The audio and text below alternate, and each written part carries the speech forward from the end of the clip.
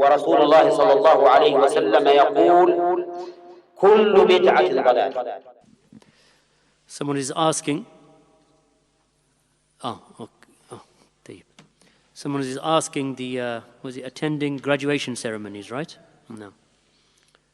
Now, is it allowed to attend graduation ceremonies? If you're talking about graduation ceremonies in the West, in Europe, the US, and in the context of the West, then no, it is not permissible to participate in those graduation ceremonies. Take the certificate and go.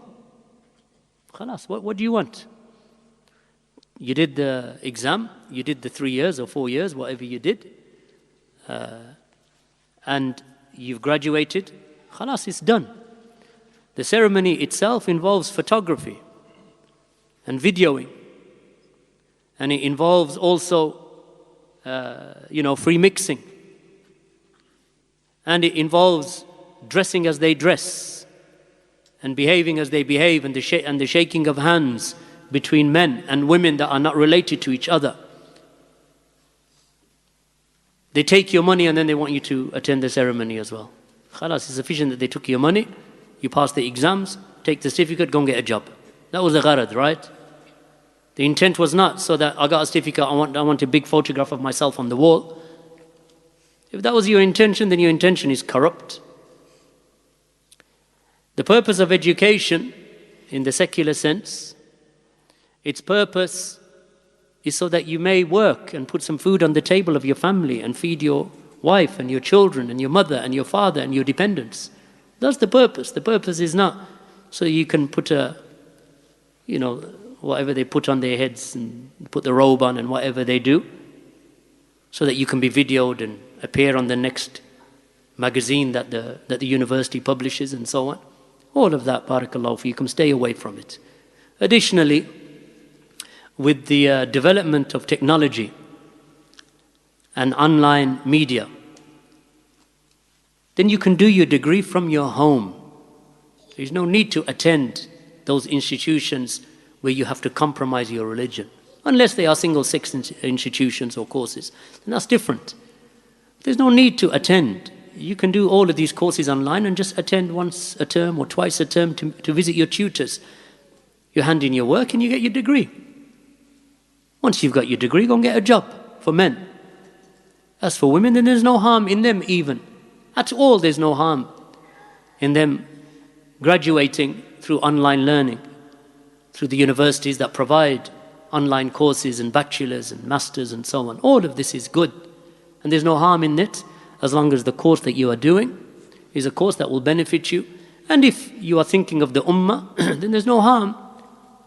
Because as Shaykh al-Albani said, that it is fard kifaya upon a portion of this ummah of Muhammad sallallahu alayhi wasallam to excel in skills that will benefit the ummah, whether it be engineering, mechanical or chemical or civil or whichever type of engineering, and mathematics and dentistry and so on. That a Muslim and a part of this ummah should be skilled in that. But it should not entail you doing anything haram to achieve that.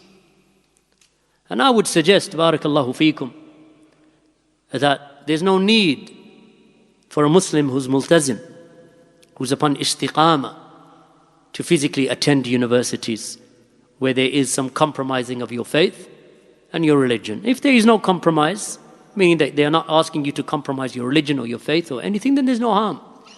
But I don't know many that have that. Furthermore, the taking of student loans is haram. Right? So those who are seeking this photograph so they can put it on their wall and say, look, I've got a degree. It's no big deal anyway, to be honest with you. Once you get the degree, you've only really studied a few books after 3 years and you've got a piece of paper. And you think that you're something special. In actuality, you're not. Right? And if you say, well, how would you know? Because I've been there, barakallahu feekum, and I've done it. And I say about myself, it was no big deal, and I did not achieve anything that anyone else cannot achieve. So it is not that a person, walks around with his chest in the air and thinking that he's done something of an immense purpose. The real issue is that you have trained yourselves, you have educated yourselves to provide for your families and to benefit the ummah. And that's why we do it. Barakallahu feekum. And it can be academic and it can be vocational. How many graduates there are who don't even earn half as much as a plumber earns in a day? And all he is just good at plumbing. But he's richer than how many graduates? Why? Because he's good at what he does. He's skillful. And one does not demean the vocation of others and the skills of others. So do what you can do to provide for your family, whether it be in the field of academia, engineering, for example, in the sciences, in maths, in teaching, no harm. And likewise, in those things that are more hands-on, such as a mechanic, or a plumber, or a builder. All of these are useful skills. But as for graduation ceremonies and its like, then there is no place for a practicing Muslim to attend such gatherings. Barakallahu feekum. In the context of the West.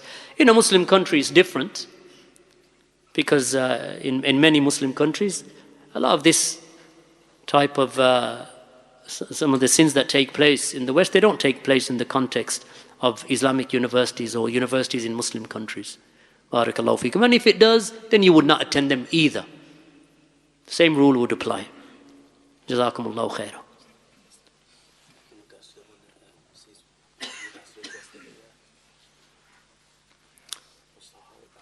Well, the garments that they wear at the time of graduation and so on, then obviously you're wearing them because they wear them.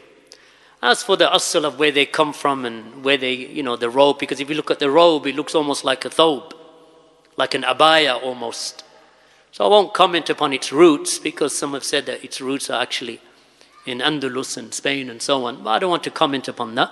But the fact is that the whole event that takes place is not an event that we are in need of. And then they try and sell you a portrait afterwards, you and your family, you and your mum and your dad and your sisters and all this kind of stuff. Wallahi, it is something that that a believing person who believes in Allah in the last day, that he does not wish to be seen in such environments. So protect your honor, protect the honor of your family and your children, your sons and your daughters, by being distant from that. I don't say distant from education. Education is important. And who is there who does not want to have an education? It is not good to be illiterate and uneducated, because people take advantage of you. And if you are not educated and you are illiterate, you don't know how to read or to write or to communicate, then that has an impact upon the earnings that you bring into the house. It has an impact upon understanding your children, because you want the best for your children. You don't know what your children are up to because you yourself are an uneducated person. So it is good to be educated, because it raises the level of the ummah, as long as you do not take the wasa'il and the means that are haram to achieve that.